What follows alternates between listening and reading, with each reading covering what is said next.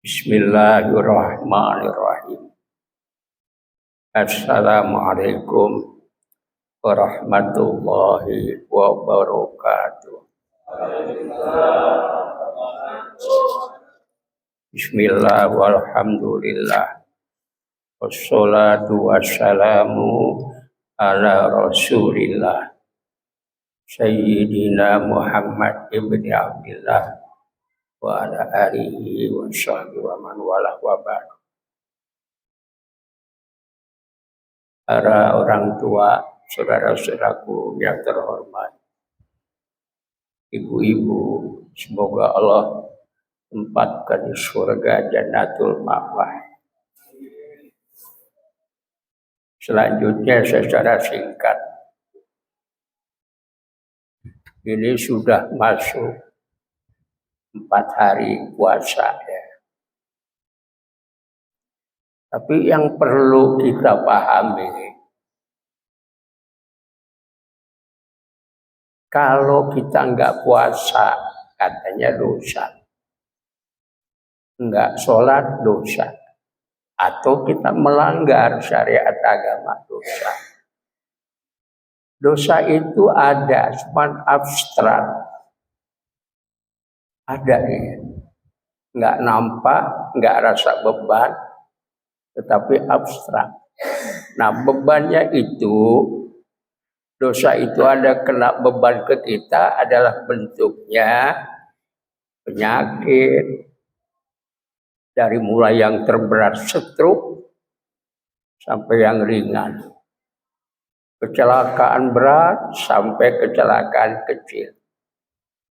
Itu akibat bidzunubini. Akibat dari dosa-dosa yang ada di diri kita. Makanya dosa itu ada, tapi abstrak. Tapi kalau di akhirat, dosa itu jadi beban berat. Mereka dikatakan dalam Quran, yahmiluna awzarahum. Mereka memikul beban dosa. Jadi jalannya ke mahsyar itu dengan beban dosa, ada yang merangkak, ada yang ngesot, ada yang jalan biasa, ada yang dan paling tinggi lari. Itu tergantung dosanya, beratnya. Nah, sekarang kita ambil yang ringan. Buruk sangka itu kan dosa, kata Allah. Inna ba'da dzalli ismun. Bagian buruk sangka itu dosa. Kan buruk sangka itu mungkin baru di hati. Belum sampai ke lisan, belum sampai terucap. Tapi itu sudah disebut dosa, buruk sangka. Sama siapa saja buruk sangka. Itu kan perbuatan hati. Hati itu tertutup kabut noda hitam yang disebut dosa akibat buruk sangka. Apalagi mencaci, melotot, ngomel. Banyak itu yang membawa beban dosa dari mata, telinga, mulut, kuping ya. Telinga, kuping dia juga saudara ya. Kemudian tangan, kaki. Nah, itulah yang nanti kita pikul. Sebelum di akhirat, meninggal dunia aja, bobot kita udah berat. Ada orang kurus meninggal, kalau nggak salah timbangannya 55 kilo waktu masih hidup. Begitu meninggal 65, naik 10 kilo. Itu apa dosa? Apa itu karena roh sudah terpisah dengan tubuh sehingga tidak ada pengembangan dalam tubuh. Tidak bergerak tubuh menjadi bobot berat karena roh nggak ada. Kalau ada roh, maka bobotnya akan ringan karena ada pengembangan fisik melalui pernapasan, melalui kehidupan. Jadi agak ringan 10 kilo. Tapi jangan buruk sangka juga. Wah, ini kecil-kecil beratnya ya Allah, dosa mulu kali. Jangan. Saya aja juga kan nggak tahu. Begitu. Nah, jadi kesimpulannya, yang namanya dosa itu ada, cuman sekarang abstrak.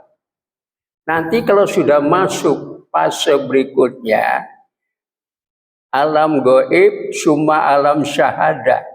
Setelah masuk alam gaib, yang nggak ada yang tahu di mana letaknya alam gaib, baru nanti masuk ke alam syahadah, alam nyata.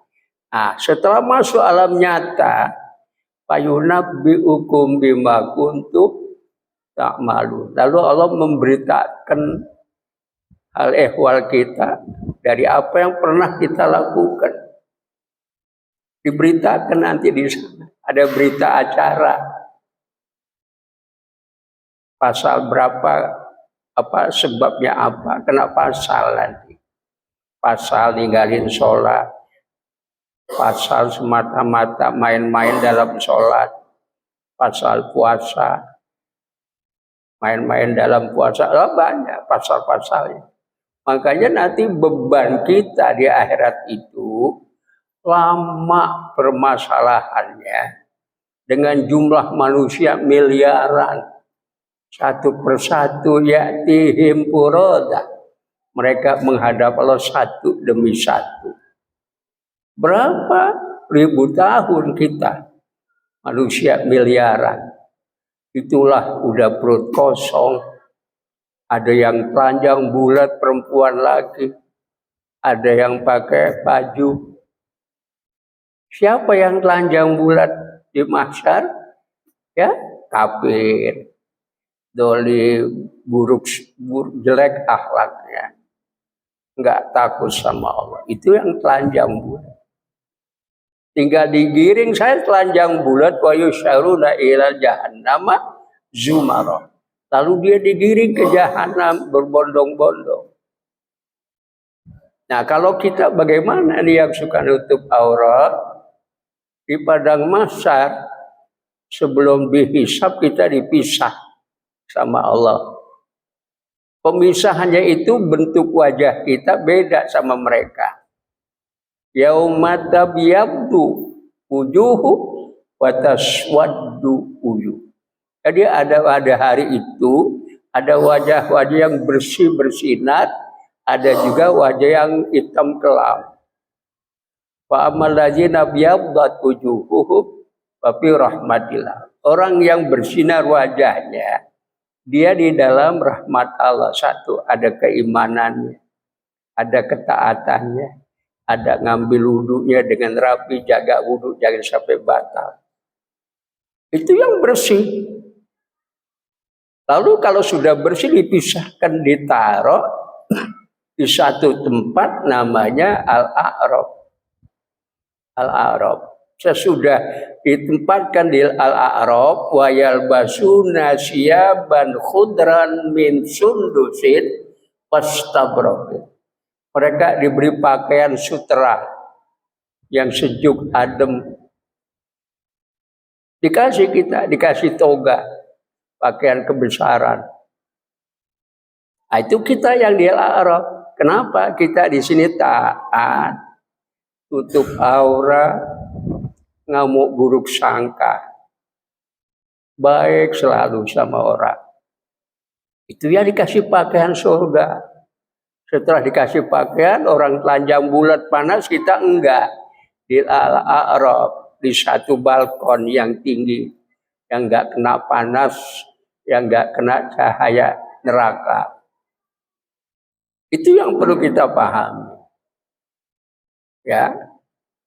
Nah, sekarang kembali kepada masalah kita. Dosa itu bisa tidak dihilangkan. Kalau itu memang dosa itu ada, jawabannya bisa.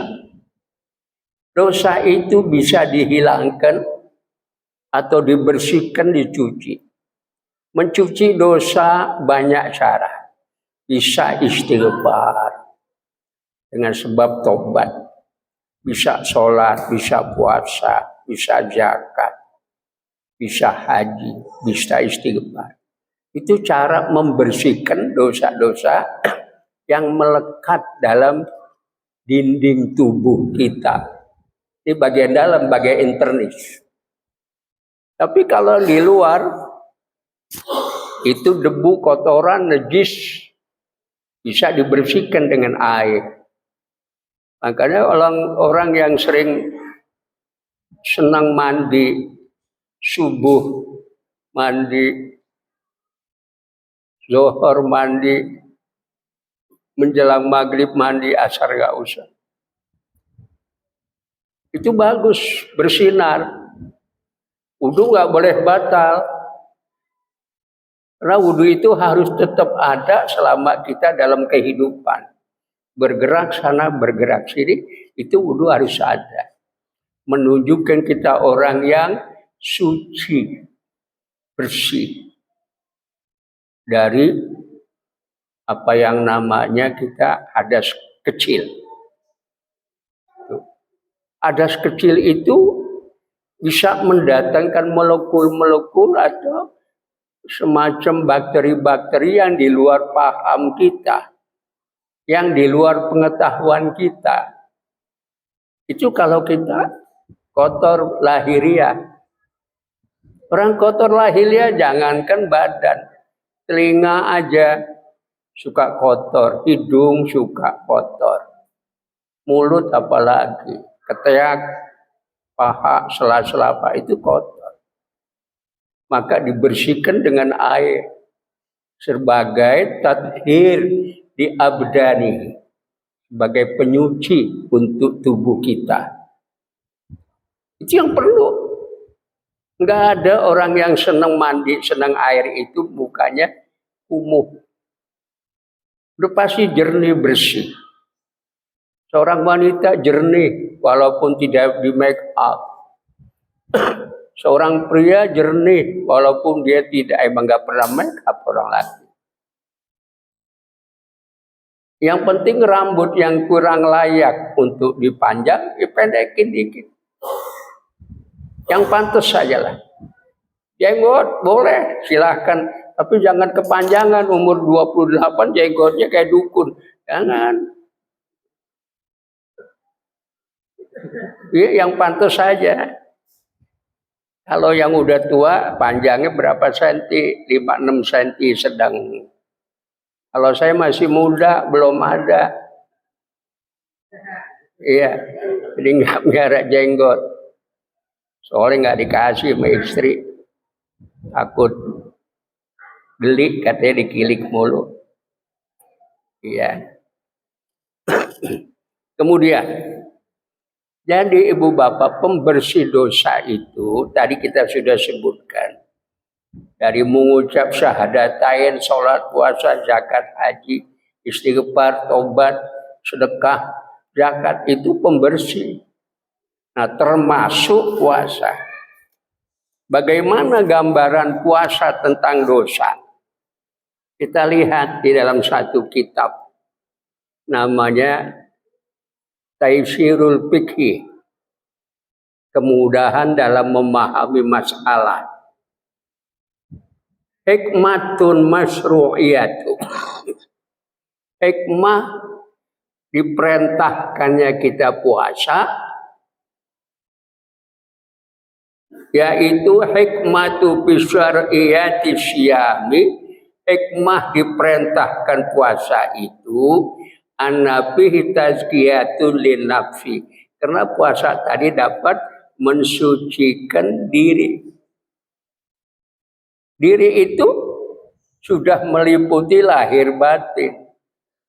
Jadi di dalamnya bersih, ya, di luarnya juga bersih. Itu sebab puasa. Jadi dua, lahir batin orang puasa itu dosanya bersih. Kalau kita lihat nggak kelihatan kotor dosa kita. Kebersihannya juga nggak nampak dengan sebab nggak ada dosa.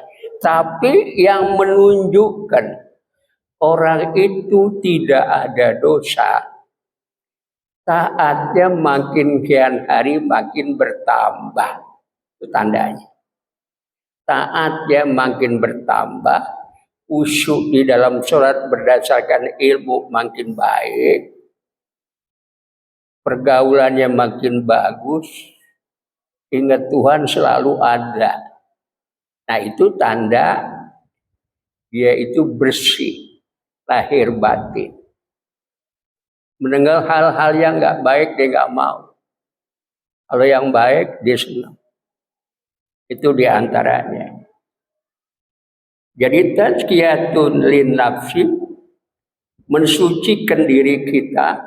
Artinya suci ini dengan yang namanya kebersihan itu beda.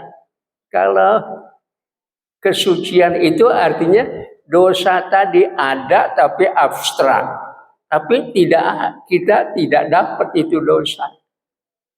Karena sudah dibersihkan oleh kuasa. Itu. Jadi ibu bapak harus paham ini. Ini udah kelas tinggi ajarannya. Ya, udah masuk perguruan tinggi.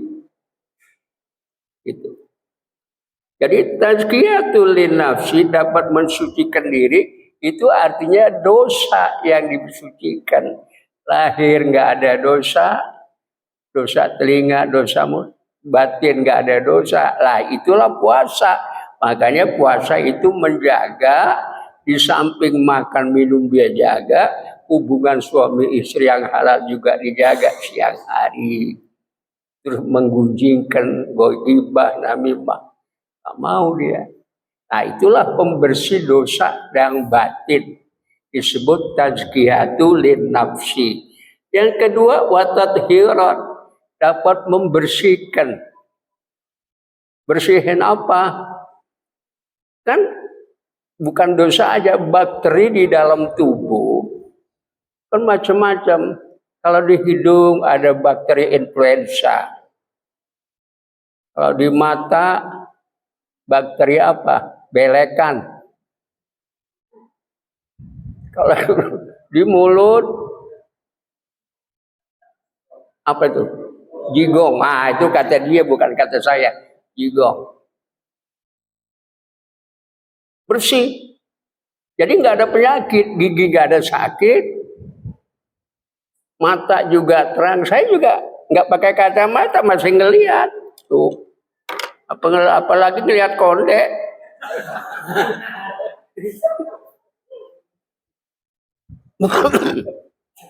Termeso, jangan ngantuk. Ya. Kemudian watathiran, dapat membersihkan lahiriah bakteri-bakteri influenza, bakteri mata, ya, yang namanya gatal-gatal, virus-virus mata, kuping, hidung, terus mulut, kuku. Itu bersih sendirinya kalau kita menggunakan hukum puasa dengan benar dan baik. Ya kan? Kalau benar dan baik. Nggak ada yang benar itu nggak baik. Itu caranya. Semua sela-sela paha bersih. Nggak ada gatal, budik, apa, nggak ada. Karena dia bisa menjaga kebersihan lahiriah. Itulah puasa. Karena dari dalam, bukan penyakit dari luar masuk ke dalam aja. Tapi penyakit dari dalam bisa mendorong keluar. Jadi kesehatan dalam batin dengan tenaga ritual kita itu mengusir bakteri-bakteri yang nempel di bagian tubuh. Ada loh. Wong darah putih ada bisa mengusir penyakit. Ini kan ilmiah. Gitu.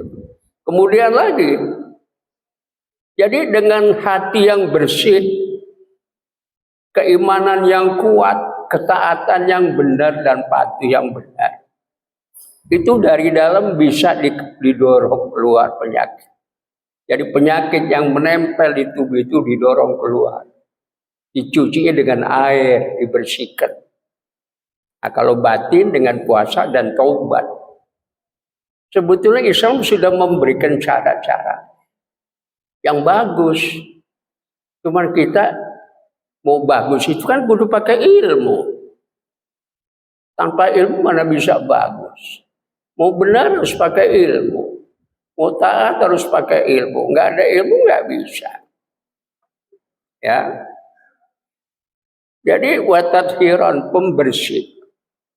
Puasa pembersih artinya puasa yang kita tahan, tidak makan, tidak minum, menahan syahwat. Itu artinya dengan tahanan tadi dia bergerak mendorong dari dalam keluar agar kuman, bakteri, apa yang namanya itu di mana fisik kita itu keluar. Ya, saya baca di satu buku dosen ITB, dosen dari Universitas Bandung, Dr. Sabu. Ini bulu ketiak, bulu bawah pusar aja. Kalau nggak dicukur itu ada kutunya. Kutu. Dia bisa membuat kita gatal, apalagi jarang dicuci, jarang disabunin. Gatal. Masa lagi sembahyang ngadap Tuhan begini-gini aja. Kan nggak pantas. Itu menunjukkan nggak bersih. Udah ini gatal, nggak sedap. Harus dibersihkan. Itu tandanya orang tathir, membersihkan diri fisiknya. Nah, puasa itu mengarah kita ke sana. Kemudian lagi, watan qiyatullah minal ikhtilafi radi'ah wal akhlaqi razilah. Dan juga puasa tadi dapat memisahkan ya percampuran akhlak yang buruk dan akhlak yang kurang bagus. Itu akan bisa puasa bisa memisahkan akhlak razilah yang jelek. Rodiah itu jelek. Rodi bukan pakai dot. Kalau pakai dot rodiah salah. Yang benar rodiah buruk. Itu bisa hilang dengan puasa karena dia merasa yang namanya orang susah, lapar, gimana caranya. Nah, kita punya hasil dari puasa bisa mengarah ke situ. Kita bawaannya pengen murah hati, pengen membagi rasa kepada tetangga, teman. Itu. Kemudian lagi li'annahu yadhiku majaris syaitan fi badanil insan. Karena akhlak buruk ya bercampurnya yang rendah itu. Kalau kita puasa itu yadhiku majaris syaitan akan mempersempit jalannya setan. Ibu bapak tahu mempersempit jalannya setan yang ada pada tubuh manusia. Di anna syaitan ya jadi minib di Adam majradda. Karena setan itu berjalan atau beredar di tubuh kita dengan edaran darah kita. Dia masuk. Dia ngintip setiap dia ngumpet di persendian tulang kita. Baik tulang persendian yang besar maupun yang kecil. Itu tempat dia ngumpet. Ada nggak malaikat di hatinya? Kalau orang yang suka zikir, malaikat pasti ada. Karena zikir kita itu mengundang datangnya malaikat, menambahkan kemampuan kita di akhirat, kita bisa membangun rumah di akhirat. Setiap orang zikir, selama dia zikir itu malaikat lagi ngebangun rumah kita. Tapi kalau zikir itu terhenti, malaikat berhenti. Ditanya kenapa kamu berhenti? Yang punya rumah ini berhenti. Ibarat seorang sekarang, kenapa berhenti bangunnya? Karena uangnya. Uangnya. Kalau di sana zikir kita sebagai amaliyah kita. Karena berhenti zikir dia berhenti. Tapi dikala kita mulai lagi dia bangun lagi lah. Begitu. Ya itu ada keterangannya. Jadi saya nggak sia-sia menyampaikan ini supaya Bapak Ibu ngerti. Setan Ibu Tahu nggak? Ini di rongga hidup. Dia ngumpetnya di sini. Dia bisa sih melalui edaran ngumpet di sini di rongga hidung, tulang hidung. Makanya orang yang suka nggak ada penyakit tapi pilek mulu, ya, tanpa seret-seret. Badannya sehat kok masih begitu? Itu tempat nginepnya itu setan. Dalam riwayat Imam Bukhari, tempat nginepnya setan di rongga hidung. Maka hidung kita itu suka mudah cair. Tapi di situ cairnya kita pun karena ada bakteri influenza. Jadi bakteri influenza bercampur dengan setan. Ngumpet di sini. Jadi dia mengumpet jalur imus kita. Intip. Itu perlu dipaham. Itu ada hadis Bukhari. Entah yang keberapa puluh ratus saya belum lupa. Kemudian fa'iza akala au syariba in basatat nafsuhul syahwat. Bila manusia itu makan, minum, maka terbentanglah dirinya untuk mengembangkan syahwat. Syahwatnya bisa berkembang. Pengen ini, pengen itu. Malah ada orang bilang bulan puasa pengeluaran lebih besar daripada hari biasa. Kenapa? Biar kita kan pengen buka yang enak. Itu artinya di siang hari kita padamkan nafsu, begitu buka kita masukkan lagi nafsu. Akhirnya udah makan kenyang mau isya aja, segen, pegel, capek, lemes, sakit, kenyang. Nah itu yang terjadi. Mau sholat baru 4 rakaat aja isya udah belonjor duduknya. Belonjor nggak? Udah belonjor ya, bagaimana yang banyak, kecuali yang udah tua nih, belonjor nggak ngapa-ngapa deh. Ya kalau macam kita yang masih muda nggak bisa begitu. Jadi kesimpulannya syahwat kita berkembang karena makan yang bermacam-macam. Saya sih tadi makan nggak banyak, cuma apa tadi Neng? Padang apa tuh yang ada ini daging-dagingnya? Iya, sama ayam bakar. Kan itu mah murah. Bukanya juga di jalanan. Saya lagi mau buka di telepon. Nah itu terjadi. Jadi kesimpulan kita, puasa itulah apa? Karena kita udah tahu setan dibelenggu. Lalu kok bisa terjadi bergumpalan, bergelut antara kita dengan nafsu bukan dengan setan. Dengan nafsu yang kita cari nafsu tadi untuk memuaskan diri, yang tadi nafsunya udah berkurang, lemah. Lalu kita makan yang enak, biar semangat nafsunya itu tambah lagi. Nah itu jadi kalau kita ada mau sholat isya belonjor, duduk capek, itu menunjukkan syahwatnya udah naik lagi. Tensinya udah naik, hati-hati, nanti goyang lagi pikiran. Jangan.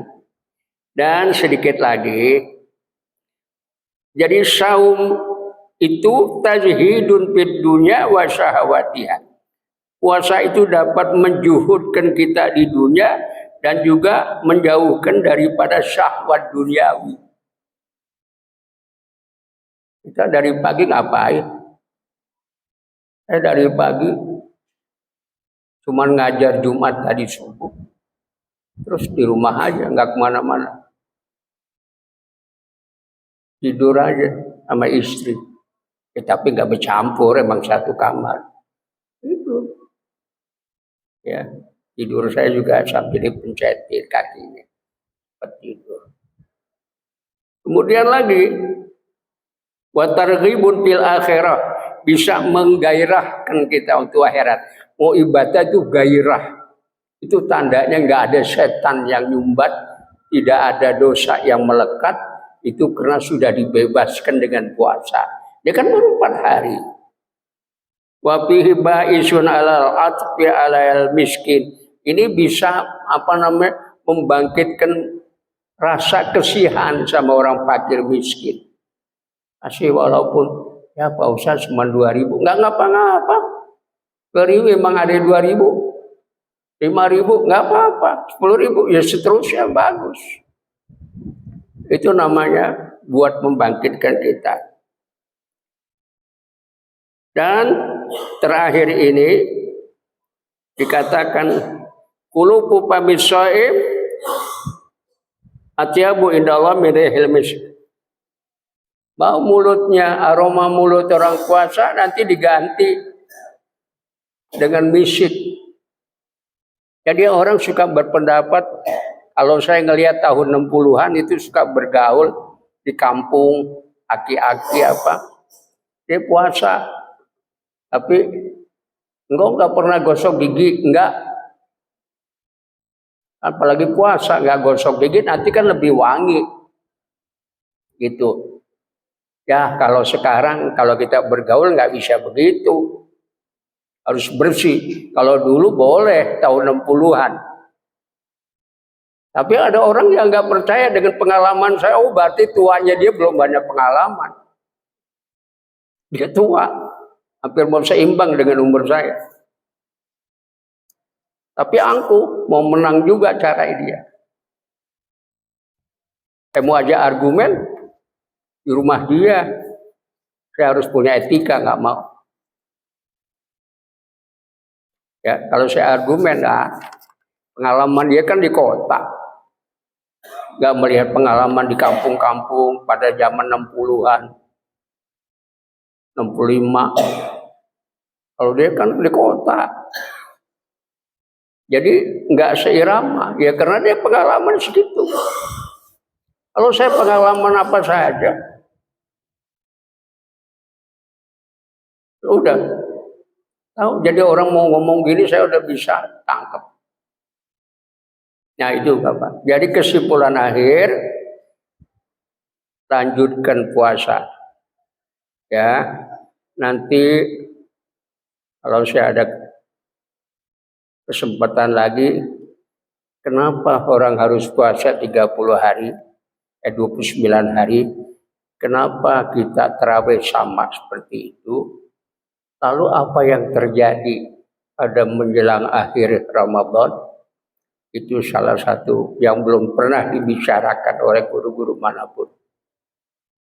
Ya, kalau saya beritakan sekarang tidak panjang. Nanti itu ada cerita 21 hari setelah puasa yang disebut malam Qadar. Itu ada perintah langsung dari Allah. Apa perintahnya? Tanazzalul malaikatu waruhu fiha. Turun para malaikat ke bumi ini semuanya. Terus ngapain? Bi'izni rabbihim. Izin Tuhan, izin Allah. Allah yang turun, kau turun dia. Ngapain? Dia turun min kulli amrin, membawa permasalahan kehidupan makhluk, manusia terutama. Itu dikasih biar dia bisa lebih, bisa zakat, dikasih lebih bisa sedekah dan lain sebagainya, bisa memberikan imam, pembersih masjid, beliin baju, pakaian, komis atau kain. Saya begitu. Yang tukang imam-imam yang itu di tempat saya itu saya beliin baju, komis, kain. Gitu. Kenapa? Biar dia ngerawat ini bersih jadi enak. Alhamdulillah gue diperhatiin gitu. Tuh. Tapi yang paling saya kasih tahu Masjid Tanah Abang, Masjid Branwir ke pasar. Itu merebotnya, maaf kondor ya. Bapak apa di sini? Saya merebot. Ini begini lama udah. Ada perhatian dari pengurus masjid? Nggak ada. Wah, harus saya kasih tahu. Itu udah tugas ketua DKM. Cari dana bagaimana untuk operasi. Kan kesian orang ngepel, orang ininya Pak gede. Itu yang kita takutkan. Ya.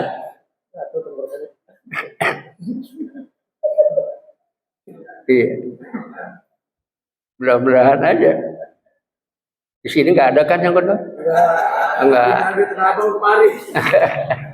Ya mudah-mudahan selamat. Saya ngedoain Bapak Ibu biar pada selamat, sehat, berkah. Ya. Tapi doain saya juga biar selamat, berkah, umurnya nambah lagi dikit ya. Semoga Allah rahmati nanti kalau ada waktu dapat izin. Saya beberkan itu malaikat terus ngapain dia dulu. Gitu. Salaman nggak sama kita. Ada keterangannya dalam kitab Syaraful Ummatil Muhammadiyah. Itu. Nanti pada waktu ya malam likuran lah, malam tanazul malaikat. Sampai sini semoga bermanfaat. Adanallahu wa iyyakum ajmain. Assalamualaikum warahmatullahi wabarakatuh.